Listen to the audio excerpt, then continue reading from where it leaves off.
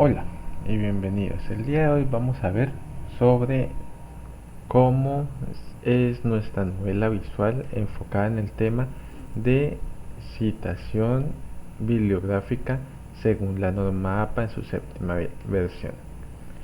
Vamos a iniciar a ejecutar.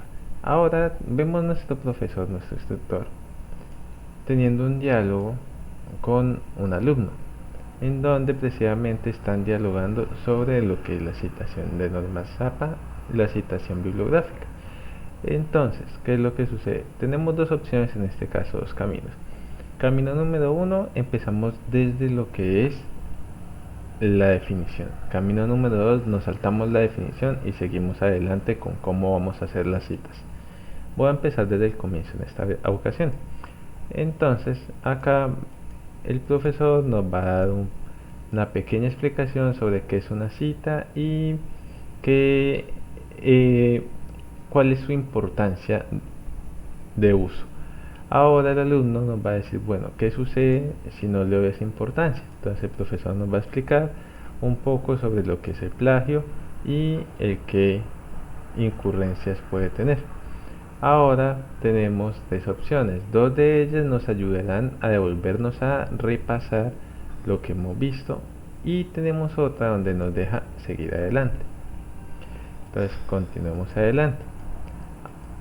Antes de iniciar a darnos un poco de información sobre cómo se hacen las citas bibliográficas, nos pregunta si sabemos cuántas citas, cuántos tipos de citas bibliográficas hay, principalmente. Entonces, en este caso le voy a decir, por decir algo, sí, que dos.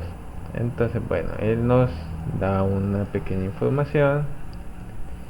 El profesor le transmite, le recuerda una información al estudiante y nos pone a elegir entre nuestros dos tipos de citas principales. En este caso voy a iniciar por citas textuales. Una vez que las iniciamos, el profesor nos recalca cuál es su definición, el cómo es su uso, bueno, y nos dice que varía un poco de lo que son las de citas de parafraseo. Nos da la opción de volver a ver la información sobre citas textuales o simplemente pasar a las citas de parafraseo. Vamos a pasar a las citas de parafraseo, donde encontramos que nos da más información, el alumno interactúa con el profesor y nos dice que hay ciertas reglas que cumplir además de ello. Entonces vamos a ver cuáles son esas reglas.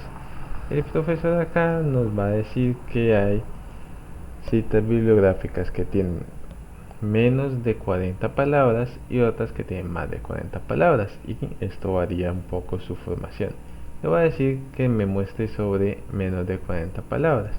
El profesor nos da su diálogo, el alumno nos le genera una pregunta y precisamente el profesor nos estaba diciendo que además de tener en cuenta el número de palabras, también tiene en cuenta si está basada en el autor o en el texto. Pero antes de ver esto vamos a ver precisamente qué sucede si tiene más de 40 palabras. Aquí el profesor nos da su explicación respectiva y vuelve y nos genera nuestros diálogos diciendo que si queremos saber sobre cita basada en autor o cita basada en texto. En este caso le voy a decir primero que en autor. Acá en autor nos dan nuestra explicación y nos dice que hay formas diferentes de hacer la cita dependiendo de si tiene 1, 2, 3, 4, 5 o 6 o más autores. Antes de entrar a detallar esto, vamos a ver la información sobre cita basada en texto. Entonces el profesor nos da alguna información y nos dice cómo se efectuaría la cita basada en texto. Ahora vamos a escoger, por decir algo, que queremos información sobre una cita de 3 autores. Entonces acá nos dice el cómo se conformaría y algunas variaciones según su utilización.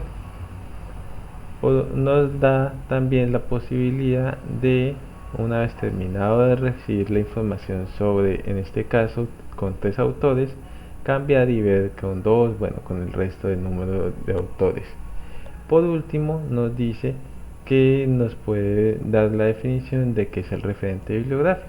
Si le damos clic, el profesor nos explica sobre el referente bibliográfico, información recibida por el alumno y nos finaliza la ejecución con una serie de botones donde podemos devolvernos al tema que quedamos como tal repasar nosotros.